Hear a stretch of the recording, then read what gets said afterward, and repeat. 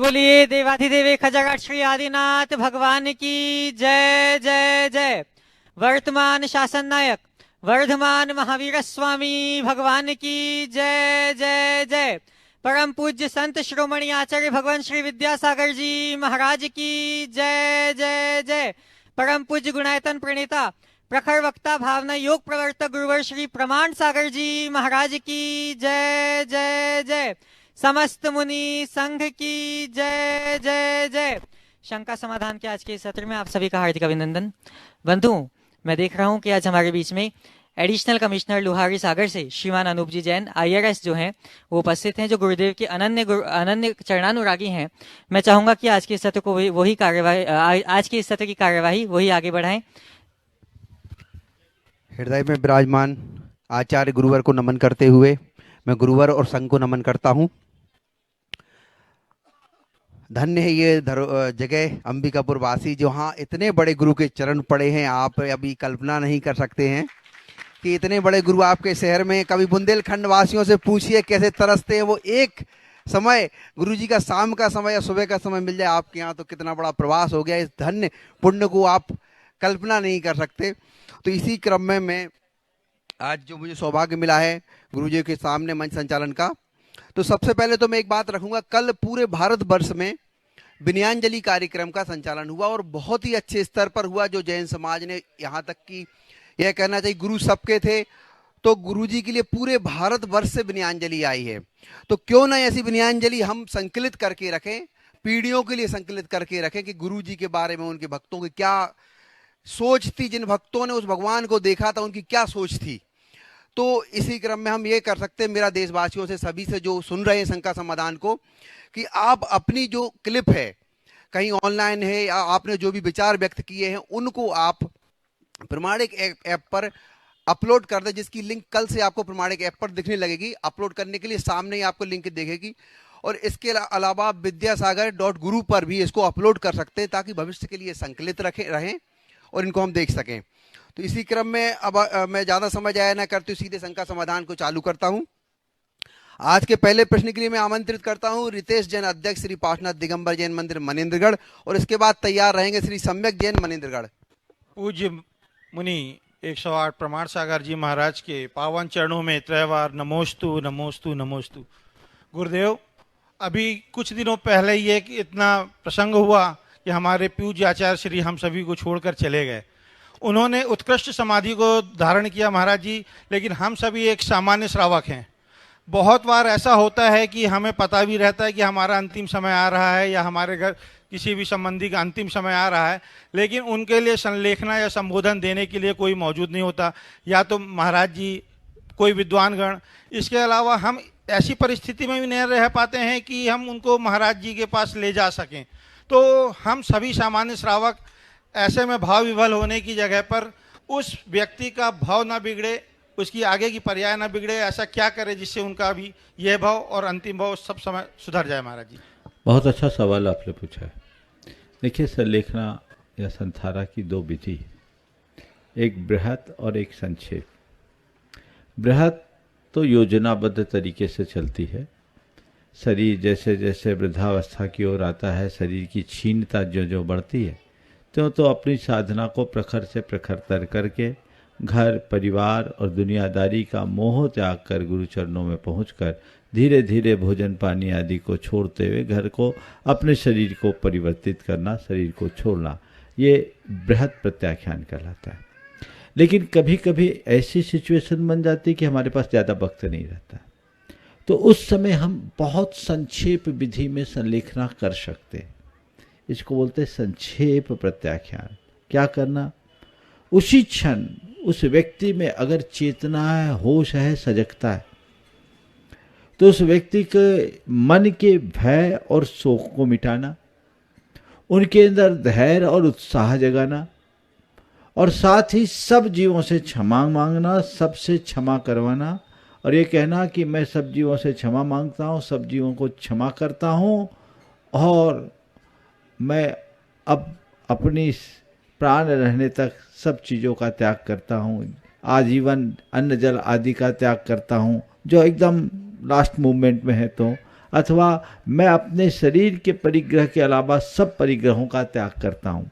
और कभी मान लीजिए ऐसी क्रिटिकल पोजीशन हो जिसमें रिकवरी के चांस हो, तो जब तक मैं स्वस्थ ना हूं तब तक के लिए मेरा त्याग, तो वो भी एक प्रकार का त्याग है। समझ गए? तो ये भी हमारी संलेखना है।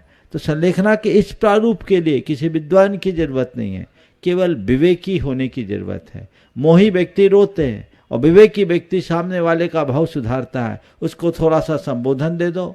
और आज तो टेक्नोलॉजी का समय है।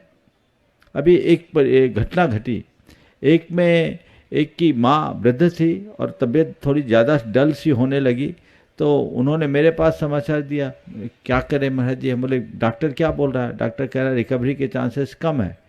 हमने बोला देखो अब उनका उद्धार करने की बात करो। बोले क्या करो? बोले सबसे पहले उनको सब जीवों से क्षमा मंगवाओ, सबको क्षमा कराओ, और परिग्रह जितना शरीर पर है उसके अलावा सब परिग्रह का त्याग करा दो। उनसे जब त्याग करने की बात की, सबसे उनने क्षमा मांगा, वीडियो कॉल करा के सबसे क्षमा मांग लिया हर्षित होकर। त्याग करने के लिए जब कहा गया कि शरीर पर जितना परिग्रह है उसके अलावा सब परिग्रह का त्याग, तो उनने क्या किया, अपने सारे आभूषण भी उतार के दे दिए। बोले ये मेरा दान है। उस महिला ने त्याग कर दिया, ये नहीं कि इसको मैं बचा के रखूं, सब दान है। और आप सुनकर के आश्चर्य करोगे, 2 घंटे बाद उनके प्राण निकल गए। तो ये त्याग के साथ गया है, ये सदगति का द्योतक है। तो इस संक्षेप विधि से भी किया जा सकता है। मृत्यु से कभी घबराना नहीं चाहिए, अपितु उसके स्वागत में अपनी तत्परता दिखानी चाहिए। नमस्ते महाराज। अगले प्रश्न के लिए रत्ना जैन जी, और तैयार रहेंगे बबीता जैन, अंबिकापुर। एक नाम पहले बोला था ना, सम्यक। हाँ, सम्यक जैन मनेन्द्रगढ़, उसके बाद रत्ना जैन।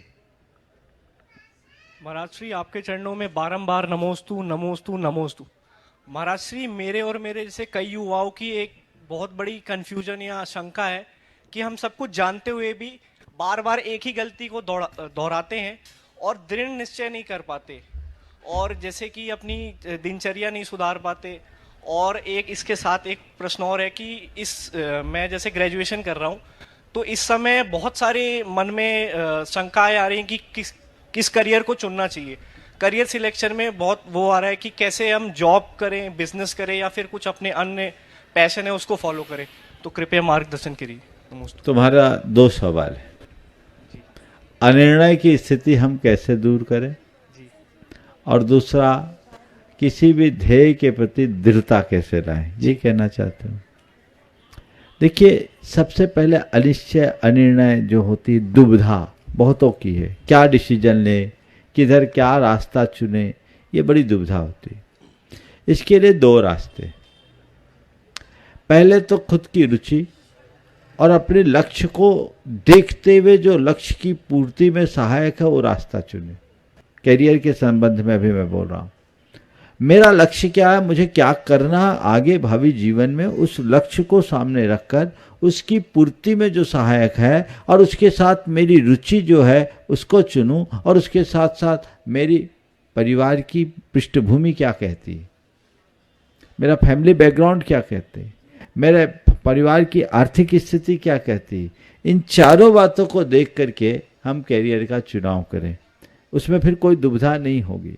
हम ये ना देखें कि मेरा अमुक दोस्त ऐसा कर रहा है, फलाना साथी ऐसा कर रहा है, उनको देख करके करोगे या दूसरों ने ये कर लिया तो कुछ नहीं कर पाओगे।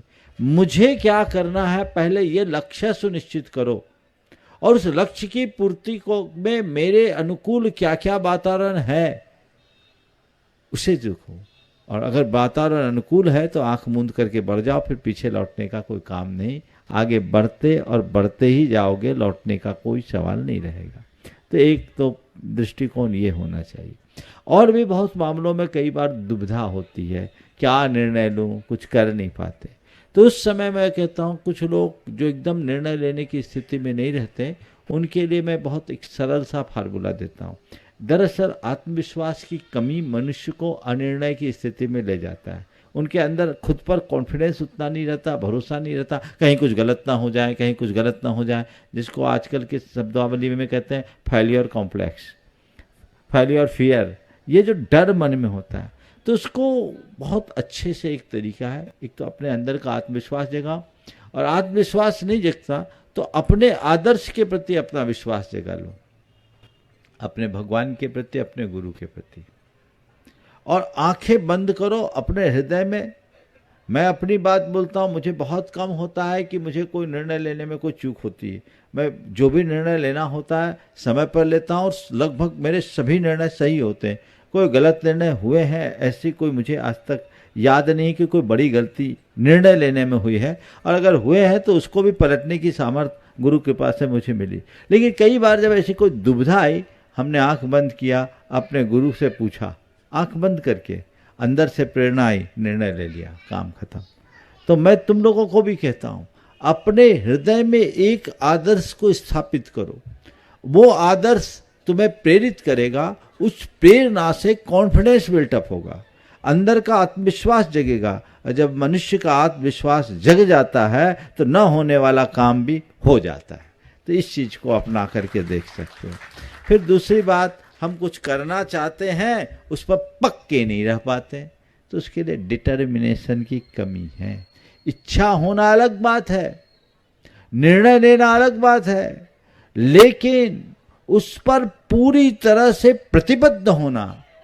मुझे करना है से कुछ नहीं होगा, मुझे एक करके दिखाना है, करना ही है। संकल्प में सिद्धि होती है। तो जो करना चाहते हो उसको ठान लो, संकल्पित हो जाओ कि ये काम मुझे करना है, तो करना ही है, करके ही दम लेना है। तो फिर कभी छूटेगा नहीं। हाँ, आज नहीं कल कर लेंगे, कर लेंगे तो ठीक नहीं। समझ गए? 4D की बात करता हूं, डिजायर, डिसीजन, डिटर्मिनेशन और डिवोशन। समझ गए?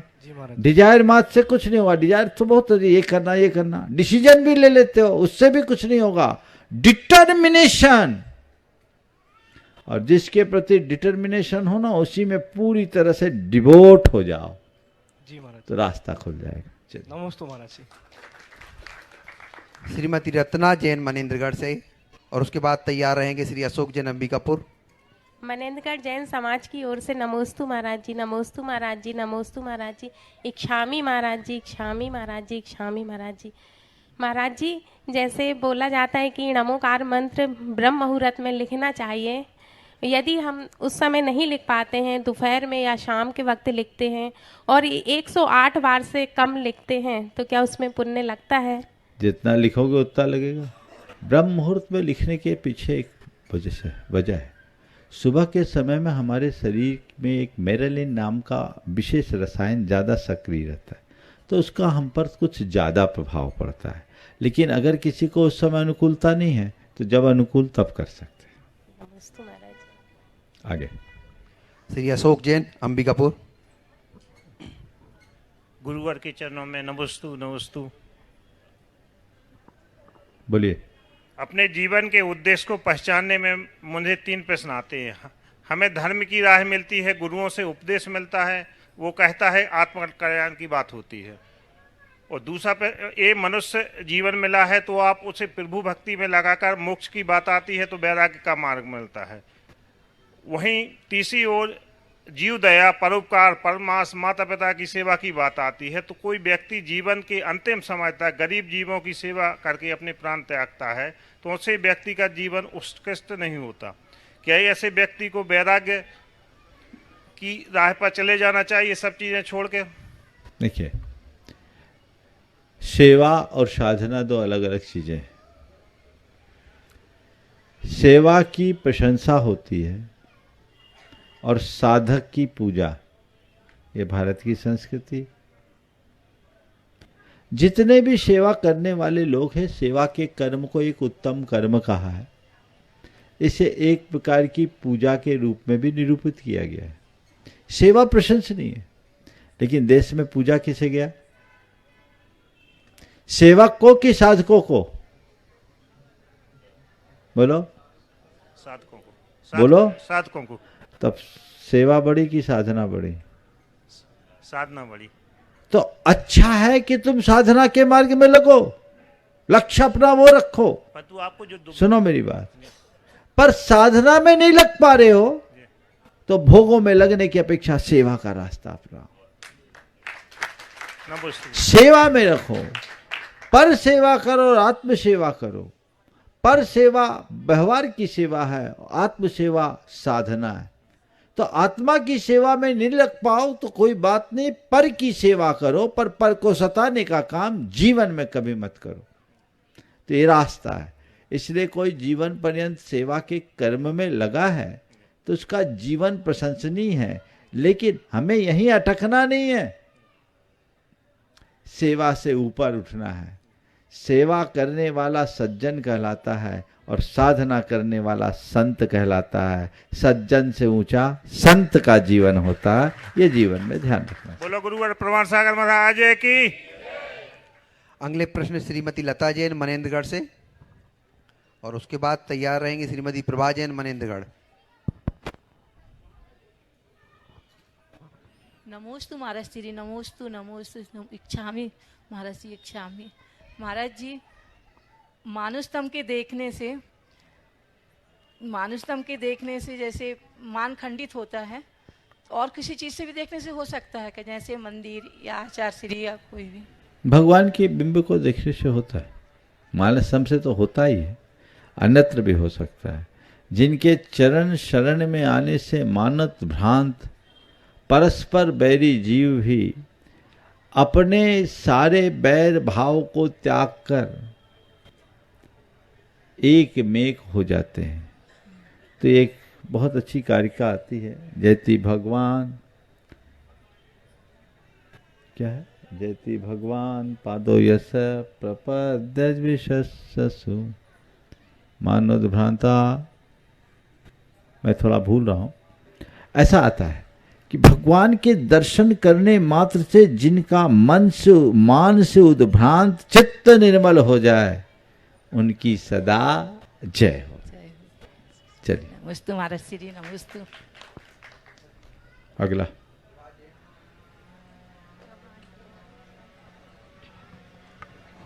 बोलो। नमोस्तु महाराज जी, नमोस्तु नमोस्तु महाराज जी। इस पंचम काल में अगर किसी जीव का सुमरण होता है तो क्या उससे विदेह क्षेत्र में जन्म मिल सकता है? अगर वो सम्यक दर्शन के साथ मरा है तो सदगति का पात्र होगा, यानी स्वर्गवासी होगा। और विदेह क्षेत्र में जन्म भले न ले, सम्यक दर्शन के साथ जन्म मरने वाला भावी जीवन में विदेह जरूर बन जाता है। क्या बोल रहा हूँ? विदेह में जन्म लेना बड़ी बात नहीं है, विदेह बनना बड़ी बात है। हम विदेह में जन्म लेने की भावना मत रखो। जितने विदेह वाले सब मोक्षगामी नहीं है। हम आप अनंतों बार विदेह में जन्म ले चुके हैं। हमें विदेह में जन्म लेने की सोचने की जगह विदेह बनने की सोचना चाहिए।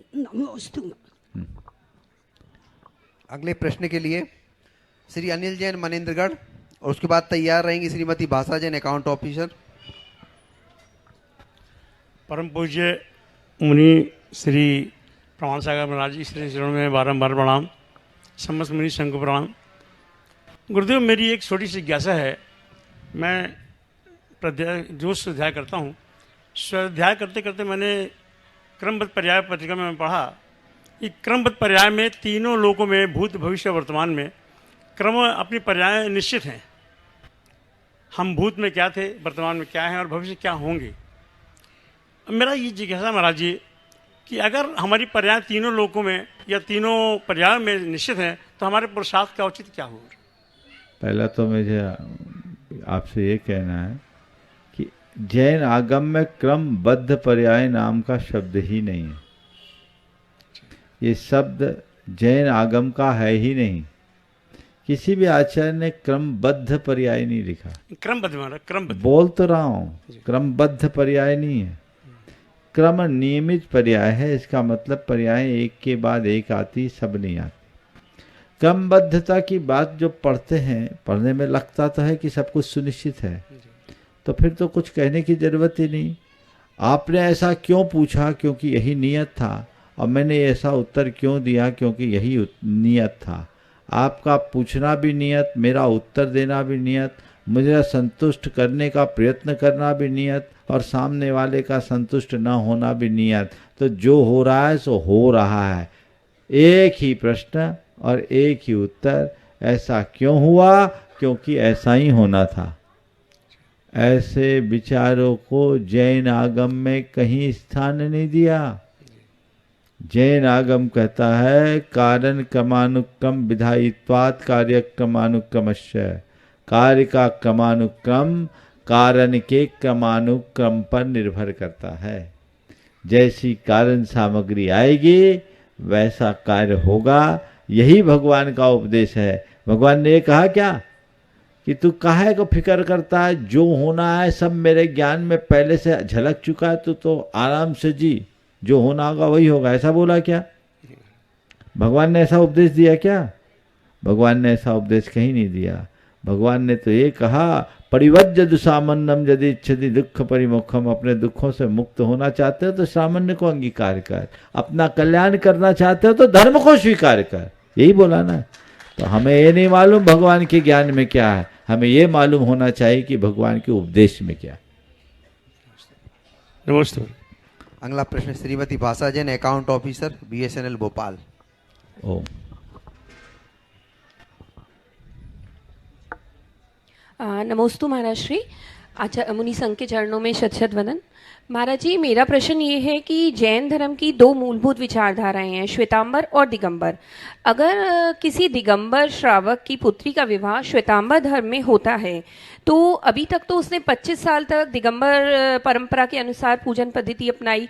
अब वो श्वेतांबर धर्म में शादी करने के बाद वहाँ की भी उसको चीज़ें अनुपालन करनी होती हैं। तो ऐसे में जब वो अपने ससुराल पक्ष में होती है तो वहाँ पूजन पद्धति अलग है, और जब वो अपनी माँ के घर जाती है तो वहाँ पूजन पद्धति अलग है। तो और बाकी चीज़ों में भी अंतर है, मुनिचर्या सब में। तो ऐसे में उस लड़की के लिए बड़ी मुश्किल है कि वो किस तरीके से उस चीज़ों में तालमेल बिठाए। तो क्या दोनों चीज़ों का अनुपालन किया जा सकता है? देखो, एक है आस्था की बात और एक है व्यवहार की बात। अगर हमने आस्था को मोक्ष मार्ग के हिसाब से सुनिश्चित किया है तो जिसकी जो सब आस्था है वो उसी से अनुबंधित रहना चाहेगा, क्योंकि धर्म आस्था का विषय है और व्यक्ति को अपनी आस्था के अनुरूप ही जीना चाहिए। मैं तो ये कहूँगा कि हमें ऐसी उदारता रखनी चाहिए कि सामने वाले की जैसी आस्था है उसको उसके अनुरूप जीने का अवसर देना चाहिए। उसे कुछ थोपना नहीं चाहिए कि तुम यहाँ हो तो यही करना, वहाँ हो तो वही करना। जो तुम्हें तर्क संगत लगे, युक्ति संगत लगे, तुम्हें लगता है कि मैं अगर दिगंबर हूँ और मुझे दिगंबर पूजा करना ही उचित लगता है तो मैं दिगंबर ही करूँ, तो उनके लिए दूसरों को आग्रह नहीं करना चाहिए। और किसी के श्वेतांबर में रुचि है तो इधर से भी थोपने की बात नहीं करनी चाहिए कि तुम्हें यही करना चाहिए। ये उसका व्यक्तिगत मामला मानकर उसे छोड़ देना चाहिए, तो तालमेल बनता है। दोनों तो पूजन पद्धतियां अपनाई जा सकती हैं। मैं तो क्या बोल रहा हूँ, वो उसकी खुद की चॉइस है। वो अगर अपनाना चाहे तो वो देखे, लेकिन क्यों हम कर रहे हैं पूजा ये देखे। पूजा करना उतना महत्वपूर्ण नहीं है, पूजा के उद्देश्य को सामने रखना उससे बड़ा महत्वपूर्ण। तो उसकी जो आस्था है उस आस्था के अनुरूप करे, और उसकी आस्था में अगर नहीं बैठती तो नहीं, उसके लिए दबाव नहीं डाला जाए कि नहीं तुमको ये करना ही पड़ेगा। ये उचित नहीं है। और वो खुद सब बातों को केवल पारंपरिक होकर नहीं, तटस्थ भाव से, तार्किक दृष्टि से समझे, तात्विक दृष्टि से समझे कि मुझे क्या करना चाहिए। जो जचे वो करे, रास्ता यही सम्यक है। अगले प्रश्न के लिए श्री विक्रम जैन, अंबिकापुर। उसके बाद श्रीमती सरोज जैन तैयार रहेंगी। गुरुदेव के चरणों में सत नमन। मूलतः मेरा सवाल है गुरुदेव कि जैसे कुछ मनुष्य होते हैं जिनका जीवन बड़ा ही सरल रहता है, शुरुआत भी सरल, जीवन भी जिया सरल और अंत भी हुआ सरल, मगर कुछ मनुष्य होते हैं जिनके जीवन में विघ्न बहुत से रहते हैं, शुरुआत से अंत तक। तो इसमें अगर हम जैन शास्त्रों के हिसाब से जाएं तो जो आपके पिछले जन्म के कर्म होते हैं, उनके जो फल होते हैं, वो हमें इस जन्म में भोगने रहते हैं। तो उसको भोगते भोगते अगर मैं ये जानना चाहता हूँ कि अगर उसको हम भोगते हैं और कुछ ऐसे उत्कृष्ट हम अपने कर्म कर लें इस जन्म में जिससे कि हमारा आने वाला समय भी अच्छा हो जाए, अगला जन्म, और इस जन्म में भी हम कुछ भरपाई करके कुछ बचा लें जो कि हमारे जीवन को आनंदमय बना दे। बहुत अच्छा सवाल किया।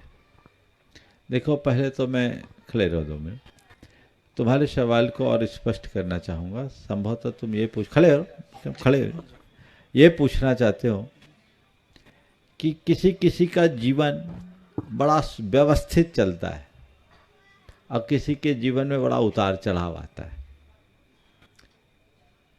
पूछने का भाव जो मैं समझ रहा हूं, शायद यही तुम पूछना चाहते होगे जी कि जिनके जीवन में व्यवस्थित चल रहा है उनका तो सब ठीक चल रहा है, आगे भी ठीक होगा, ऐसा तुम्हारा कहना है। और जिनके जीवन में उतार चढ़ाव है, वो पुराना भोग रहे, आगे का क्या होगा, है ना। अब मैं इसमें एक दृष्टि दे रहा हूं, इसे थोड़ा गहराई से समझना। जिनके जीवन में सब कुछ व्यवस्थित चल रहा है, इसका अर्थ ये नहीं समझना कि आगे भी व्यवस्थित ही होगा। आज व्यवस्थित है, लेकिन ये अपने कर्मों को केवल पुराने पुण्य को भोग रहे हैं, नया कुछ उपार्जन तो नहीं कर रहे ना। वो कुछ नया उपार्जन नहीं कर रहे हैं, जो कमाई हुई पूंजी है उसको खा रहे हैं, अर्न नहीं कर रहे हैं। समझ रहे हैं? जी, तो तुम लोग तो बनिया हो, खर्चा करो और कमाई नहीं करो तो क्या होगा, भविष्य क्या है उसका? आमदनी 98, खर्चा रुपया। भविष्य क्या है? भविष्य रोड पे आ जाएंगे, आएंगे ना, सबका दिवाला पिटेगा। तो जो सोच रहे कि मेरा जीवन बड़ा स्मूथ चल रहा है और कोई अच्छा कर्म नहीं कर पा रहे हैं, समझना भविष्य में उन सब के लिए खतरा है, सबका दिवाला पिटने वाला है, क्योंकि कुछ नया उपार्जन नहीं है। तुम्हारी बैलेंस शीट उल्टी होगी, माइनस में जाएगी। अब जिसके जीवन में अपडाउन्स है, स्मूथ नहीं है, विपत्तियां हैं, विसंगतियां हैं, परेशानियां हैं, निश्चित ये पुराने कर्म के उदय से आए हैं, लेकिन ये कर्म को भोगने के लिए नहीं आए हैं। ये परेशानियां तुम्हारी परीक्षा के लिए आए। और अगर उस समय तुम अपने मन में क्षमता धारण कर लेते हो, अपनी बुद्धि को स्थिर बनाए रखते हो, तो इन विषम परिस्थितियों को भोगना नहीं पड़ता, उसमें कर्म को काटने का सुअवसर प्राप्त कर सकते हो। एक व्यक्ति है जो पाप को भोगता है और एक व्यक्ति है जो पाप को काटता है। जीवन में आने वाली विषमताओं को व्याकुल चित्त होकर झेलने वाला पाप भोगता है। पुराना कर्म आया और उस व्याकुलता के परिणाम स्वरूप और नया पाप बांधता है, क्योंकि पाप को भोगने से नए पाप का बीजारोपण होता है। और बड़ी बड़ी परेशानियों के सामने भी स्थिर चित्त बने रहने वाला व्यक्ति पाप को काटता है, और ऐसा व्यक्ति पुराने कर्म की जड़ तो उखाड़ता ही है, नए पुण्य का भी उपार्जन करता है। इसलिए पाप को भोगना नहीं है, पाप को काटना है। तो जीवन में आने वाली विपत्तियों, बीमारियों, विसंगतियों और विषमताओं को पाप काटने के अवसर के रूप में देखना। ये चांस मिला है, मुझे मौका मिला है। स्मूथ जीवन में मजा क्या, अप डाउन्स में ही मजा है। बताओ, गाड़ी चलाते तुम लोग, एक सी सड़क में मजा आता है कि थोड़ा ऊपर नीचे होता है तब मजा आता है? नीचे में मजा आता है, तब मजा आता है। ड्राइविंग का आनंद ही उसमें है। तो असली राजयोग यही है फिर। यही है आनंद, हर बात में स्थिरता बना करके जीना जीवन की बड़ी उपलब्धि। नमोस्तु महाराज जी, नमोस्तु। श्रीमती सरोज जैन गुरुजी के चरणों में अपनी शंका रखेंगी। जगत पूज्य गुरुदेव के चरणों में पूरे छत्तीसगढ़ की ओर से कोटि कोटि सा नमन, क्योंकि छत्तीसगढ़ को जो सौगात मिली है उसके हम लोग हमेशा कर्जदार रहेंगे। गुरुवर को कोटि कोटि सा धन्यवाद कि हम लोग महसूस करें साक्षात स्वर्ग में बैठे हों। गुरुदेव, मेरी जिज्ञासा है, यदि कोई व्यक्ति कोमा में है और उसके आसपास यदि हम लोग धार्मिक अनुष्ठान जो घर में कर सकते हैं, जैसे नमोकार मंत्र का जाप, भक्तंबर का पाठ इत्यादि, तो क्या उसका प्रभाव उस व्यक्ति पर पड़ेगा? देखिए, हो सकता है दो तरह से प्रभाव पड़ सकता है। मंत्र की शक्ति से हो सकता है कोई चमत्कार हो जाए, कदाचित ऐसा नहीं हो तो कई बार कोमा में रहने वाले लोगों में भी अचानक कुछ पल के लिए चेतना आ जाती, और अगर उस पल में चेतना आ गई और उसने थोड़ा भी सुन लिया तो उसका कल्याण हो सकता है। तो एक लाभ तो ये है। दूसरा, वो कोमा में पड़ा, हम अगर नमोकार पढ़ रहे हैं तो कम से कम हमारे भाव तो अच्छे हो रहे हैं, मन में क्लेश तो नहीं हो रहा है। इसलिए कोई भी हो, हमें ऐसा ही वातावरण बना के रखना चाहिए। नमोस्त गुरुदेव। डॉक्टर असिति जैन अपना प्रश्न रखेंगे गुरु जी के चरणों में, और तैयार रहेंगे श्रीमान सुरेश कुमार जैन, अंबिकापुर। महाराज जी नमोस्तु नमोस्तु नमोस्तु। मेरा क्वेश्चन है कि अपने गुस्से पे कैसे कंट्रोल करना चाहिए। लाइक बहुत बार ये है कि मतलब बहुत बार ट्राई करो भी कि कोई गुस्सा नहीं आना चाहिए या शांत रहो, अपने आप को शांत रखो, बट कुछ ऐसे कंडीशंस या सिचुएशंस रहती है कि गुस्सा आ ही जाता है, तो उसमें अपने आप को कैसे शांत रखना चाहिए। देखिए, गुस्सा एक इमोशन है और इस तरह का आवेग किसी को भी आ जाता है, पर गुस्सा से अगर हकीकत में बचना चाहते हैं तो एक बड़ा अच्छा अनुभूत प्रयोग है। दो तरह के लोग हैं जो गुस्सा करते हैं, एक वे लोग जो बुद्धिपूर्वक गुस्सा करते हैं और दूसरे वे लोग जिनका गुस्सा अबुद्धिपूर्वक होता है। माने कारण पड़ने पर गुस्सा आना ये समझ में आता है, कुछ लोगों को तो बिना कारण में ही गुस्सा आ जाता है। गुस्सा करते समय मैं गुस्से में हूँ इसका एहसास होना और गुस्सा कर लेने के बाद गुस्सा का एहसास होना, इसमें अंतर है। तो अगर क्रोध करते समय बोध है तो समझना ये बुद्धिपूर्वक क्रोध है, और क्रोध करने के बाद बोध आ रहा है कि मैंने गुस्सा किया तो यह बुद्धिपूर्वक क्रोध है। दरअसल ये दोनों प्रकार का जो क्रोध है वो हमारे सबकॉन्शियस माइंड में बैठे हुए संस्कारों के फलस्वरूप होता है। जो बात हमारे सबकॉन्शियस में एक बार बैठ जाती है वही हमें पूरी तरह प्रभावित करती है। कई उपाय बता सकता हूँ, लेकिन एक बहुत अच्छा अनुभूत प्रयोग, प्रायोगिक प्रयोग है, अगर आप करोगे, बहुतों ने किया है, उनके जीवन में 100% प्रभाव पड़ा है, आप पर भी पड़ सकता है। उदाहरण के लिए अनूप भी खड़े हैं। भावना योग। भावना योग नियमित कीजिए और संपूर्ण भावना योग के साथ एक आत्म सुझाव अपने मन को रोज दीजिए। मुझे शांत रहना है, मुझे शांत रहना है। ये वाक्य किसी शांत स्थान में, एकांत स्थान में बैठ जाइए और प्रारंभिक चरण में 108 बार इसी तरह दीर्घ और लयात्मक तरीके से दोहराइए। ये मंत्र जाप जैसा हो जाएगा। अपने मोबाइल के रिंगटोन में डाल दीजिए, बहुतों ने हमारी आवाज़ में डाल रखा है, प्रामाणिक ऐप में उपलब्ध भी होगा। मोबाइल की रिंगटोन में डाल दीजिए, जितनी बार कम से कम दिन भर में 25-50 कॉल आएंगे तो 25-50 बार ध्यान जाएगा। अपने ऑफिस में रख लीजिए, अपनी गाड़ी में रख लीजिए, अपने दरवाजे पर लिख लीजिए, अपने रूम पर रख लीजिए। मुझे शांत रहना है, मुझे शांत रहना है, मुझे शांत रहना है, मुझे शांत रहना है। ये जो बात बार बार दोहराई जाएगी तो ये आपके अवचेतन मन में बैठ जाएगी गहराई के साथ। और एक बार ये बात बैठ गई तो जब अंदर से गुस्सा उभरेगा ना तो अंदर ही आवाज आएगी, मुझे शांत रहना है, मुझे शांत रहना है। जीवन बदल जाएगा। मैं आपको बताऊं, जब मैं भोपाल में था तो मैं मंदिर से निकल रहा था, एक की बाइक की डिक्की में लिखा हुआ था मुझे शांत रहना है। वो था और उसकी धर्मपत्नी साथ में थी। मैं निकल ही रहा था और वो आके उतरा था। मैंने देखा, बोले ये क्या है? तो वो बोले, उससे पहले उसकी धर्मपत्नी ने कहा, महाराज ये आपका चमत्कार है। मैं कौन सा चमत्कार करता? बोले महाराज जी मैंने इनको जबरदस्ती 52 गजा में भावना योग के शिविर में भेजा था।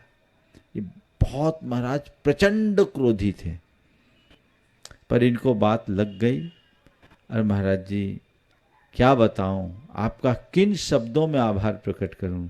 अब ये शांत मूर्ति हो गए, अब इनको कोई कुछ बोल दे तो कोई फर्क नहीं पड़ता।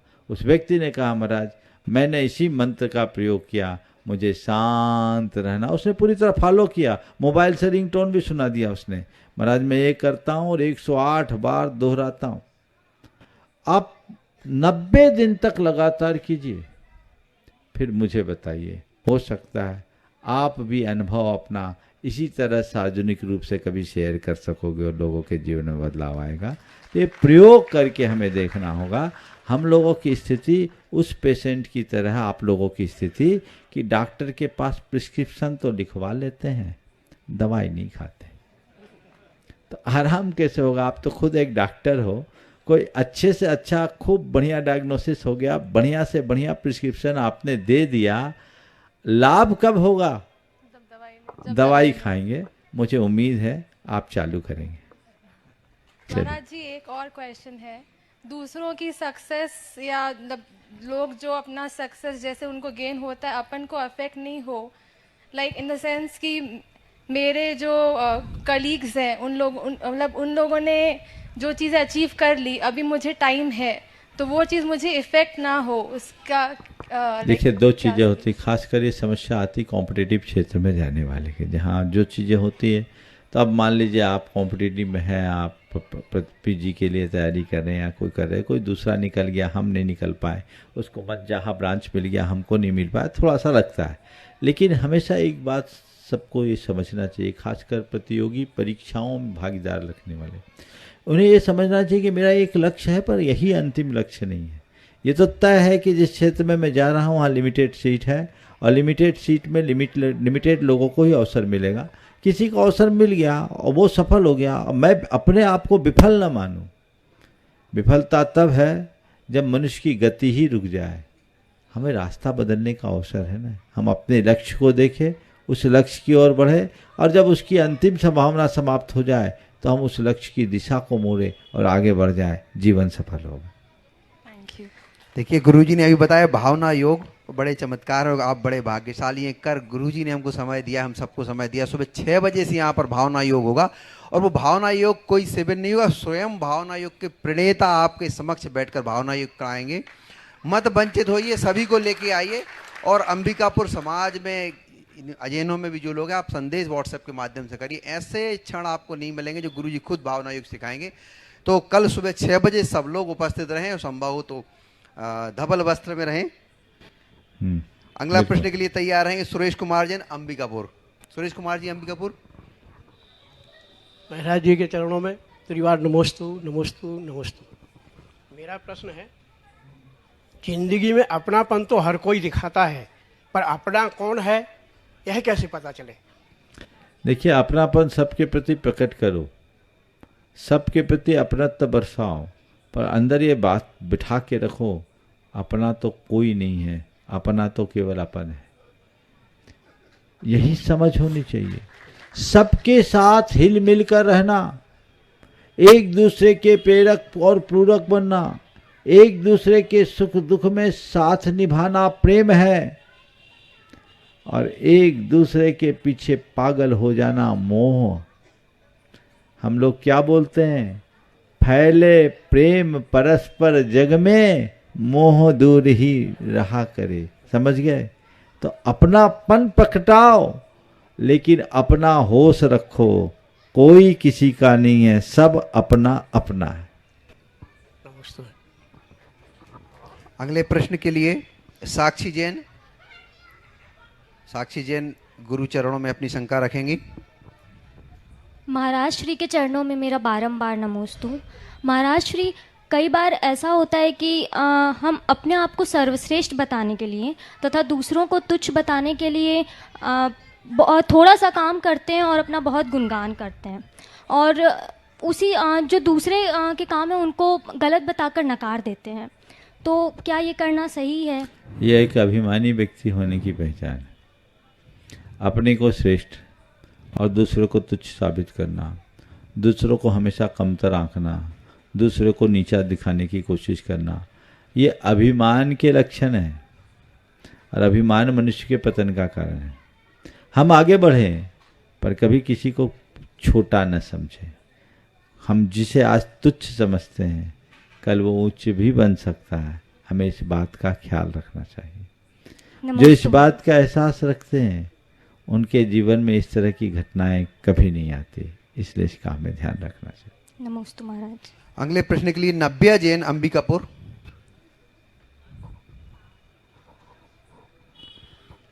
महाराज श्री के चरणों में मेरा बारंबार नमोस्तु। महाराज श्री, इस दुनिया में बहुत सारे पुष्प हैं, किंतु तीर्थंकर भगवान को सिर्फ कमल के पुष्प पर ही क्यों विराजमान किया जाता है? देखिए, ऐसा कोई नियम तो नहीं है कि भगवान को कमल पुष्प पर ही अंकित किया जाए। एक विशेष बात बता रहा हूँ, भगवान सिंहासन पर विराजमान होते हैं पर चरण में कमलासन है। जब वो चलते हैं तो उनके चरणों में कमल खिलते हैं। आपका सवाल है कि कमल को इतना महत्व क्यों? कमल को इतना महत्व देने का सबसे बड़ा कारण ये है कि संसार में एक ही ऐसा पुष्प है जो अलिप्त होता है। वो जल में रह करके भी जल से अलिप्त है। कीचड़ में कमल खिलता, वो उससे अलिप्त रहता है।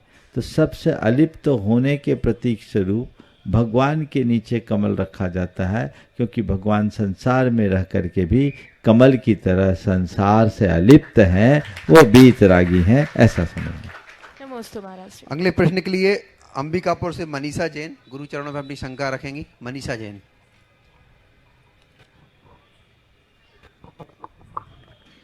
गुरुदेव के चरणों में बारंबार नमोस्तु। महाराज श्री, मेरा प्रश्न यह है कि कोई भी व्यक्ति विशेष हमारी आलोचना करता है, ऐसा हम जानते हुए भी उसको कुछ नहीं कर पाते हैं और मन में उसके प्रति कुंठा रहती है, इससे कैसे निदान करें और किस प्रकार उस आलोचना को अपना जवाब मिलेगा? आचार्य महाराज का एक हाइकू है, आलोचन से लोचन खुलते सो स्वागत है। अगर कोई आलोचना करता है तो हमें ये देखना चाहिए कि उसकी आलोचना सही है या गलत है। अगर वो आलोचना सही है तो हमें अपने आप को सुधारने का प्रयास करना चाहिए, और उसकी आलोचना गलत है तो हमें उसे नज़रअंदाज कर देना चाहिए। जो हम में गलती नहीं है बोल रहा है, बोलने दो। आपका नाम क्या है? मनीषा जैन। और कोई मनीष बोले तो सुनोगी क्या? क्यों? क्योंकि नाम नहीं है मेरा वो। जो मैं नहीं हूं मैं क्यों सोचूं? तो जो बुराई मुझ में है नहीं और कोई मुझ पर आरोप लगाए, मेरी आलोचना में उसे कहे, तो मुझे उससे क्यों प्रभावित होना? मैं जब वो ऐसा हूं ही नहीं तो मुझे क्यों सुनना? और यदि वो बोल रहा है वो है तो मेरे भले के लिए बोल रहा है, मुझे सुधार लेना है, इतनी तो समझ रखना है। समझ गए? तो गुरुदेव का ये हाइकू बहुत प्रेरणादायी है, आलोचन से लोचन खुलते सो स्वागत है। स्वागत करो, ठीक है, उसका बुरा मत मानो, उसको अपना हितैषी मानो। हम लोगों ने बचपन में पढ़ा है, निंदक नीरे राखिए आंगन कुटी छवाए, बिन साबुन पानी बिना निर्मल करे सुहाए। तो हमारा भला कर रहा है ना, उन्हें धन्यवाद दो। नमस्ते महाराज। अगली शंका के लिए मैं आमंत्रित करूंगा एक ऐसे श्रावक श्रेष्ठी जो हजारीबाग से आए हुए हैं और बड़े पुण्यशाली हम लोग, मुझे बड़ा अच्छा लगा उनसे मिलके। श्री अनिल जी संगीता जी सेठी जो हमारे गुरुवर के गृहस्थ जीवन के बड़े भाई हैं।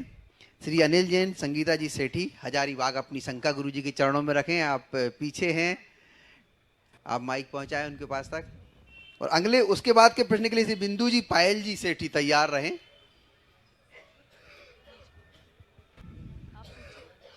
आप गुरुवर के गृहस्थ जीवन के बड़े भाई हैं। नमोस्तु महाराज जी। महाराज जी, मेरा ये प्रश्न है कि पंच परमेष्टि का अपन ध्यान करते हैं तो सिद्ध प्रभु का क्या ध्यान में लगाएं? सिद्ध भगवान का ध्यान करना है तो बिल्कुल निराकार स्वरूप देखो। जैसे हम लोग सोचते हैं ना, ये सोचो कि देह में देहाती जो सिद्धों का स्वरूप है, रूप रस गंध स्पर्श से रहित, केवल जानने और देखने रूप आत्मा का स्वरूप है, उसका चिंतन। नमोस्तु महाराज। अगले प्रश्न के लिए श्रीमती बिंदु जी पायल जी सेठी हजारीबाग, आप भी गुरुवर के गृहस्थ जीवन के छोटे भाई हैं। नमोस्तु महाराज श्री।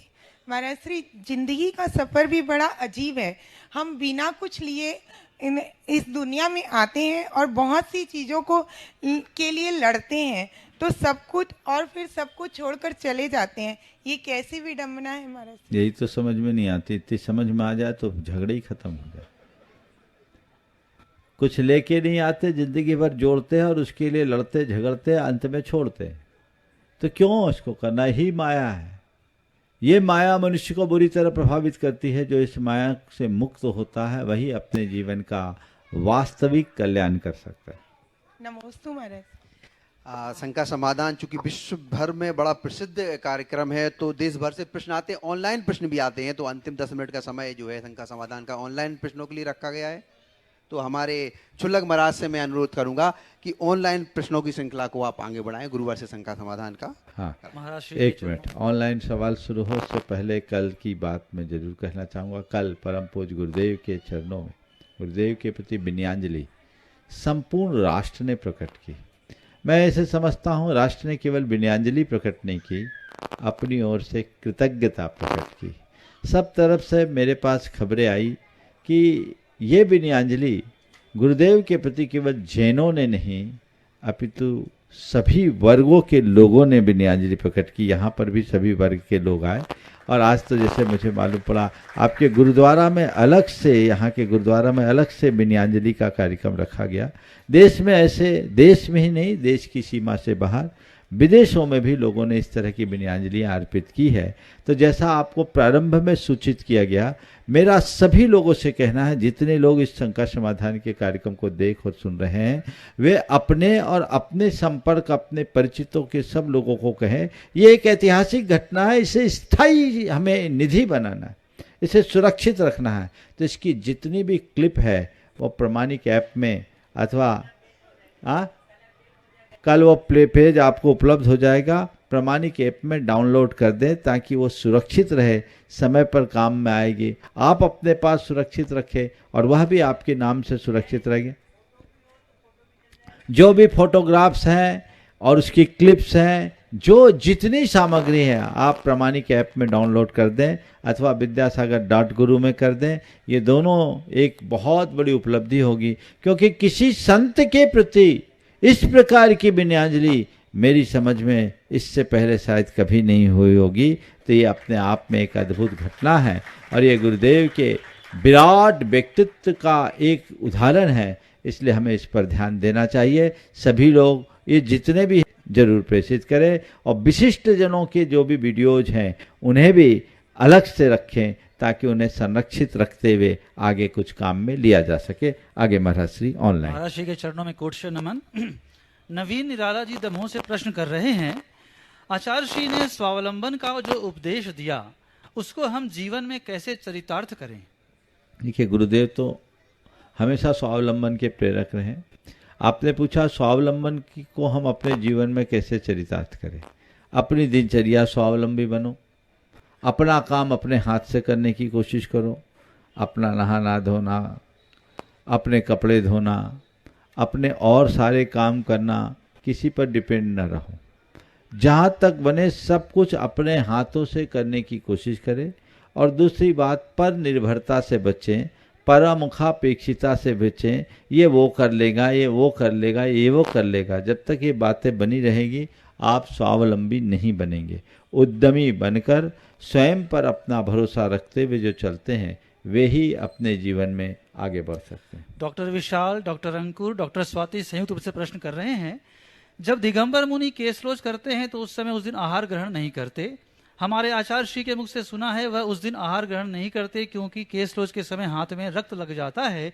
हे मुनिवर, रक्त में ऐसा क्या दोष है कि हाथ में लग जावे तो उपवास करना पड़ता है, जबकि मरीज को बचाने के लिए कई बार चिकित्सक के हाथ में रक्त रंजित हो जाते हैं, क्या उस चिकित्सक को दोष बनता है? देखिए, रक्त लग जाना ये केवल ये वजह नहीं। केसलोच जैन मुनि अपनी वैराग्य की पुष्टि शरीर से निष्प्रहता और अहिंसा के अनुपालन के उद्देश्य से करते हैं। शरीर का ममत्व छूटता है, वैराग्य की पुष्टि होती, बालों से बड़ा राग होता है, वैराग्य का प्रतीक बन जाता है वो। और अहिंसा, बाल बड़े हो जाए तो उसमें बहुत जीव हो सकते हैं। तो जीव जंतु उत्पन्न न हो, जुएं हैं, लीक है और चीज़ें हो जाए, तो उस सब के लिए बाल को हटा दो। तो हटा दो तो क्या करो, उस्तरा से कटवा दो। तो उस्तरा से कटवाओ तो उसके लिए नाई को बुलाओ, नाई को बुलाओ तो उसके सामने अपनी गर्दन झुकाओ। ये काम जैन मुनि का नहीं, कहाँ से पैसे लाएंगे? तो उसके लिए कहा अपने हाथ से उखाड़ो। इसलिए केश रोज किया जाता है स्वावलंबन को स्थिर बनाए रखने के लिए। अब केश रोज करते तो बाल के साथ साथ खाल भी उखड़ती है। उस खाल में कोई सूक्ष्म जीव की भी हिंसा ना हो जाए, इस भावना से प्रायश्चित स्वरूप केश रोज किया जाता है। तो ये रक्त लगना मात्र नहीं है, खाल से उसका संबंध होना है। और ये केशलोच को एक तप के रूप में रखा गया है। तो केशलोच करते समय ये तपस्या भी हो जाए, इसलिए केशलोच को रखा गया है। अतः उसको इससे देखना, चिकित्सकों का तो प्रोफेशन ही ऐसा है, यदि उनको हम कह दें तो सारा काम ही खत्म हो जाएगा। एक बात सदैव ध्यान रखना, सबका धर्म प्रोफेशन के हिसाब से चलता है।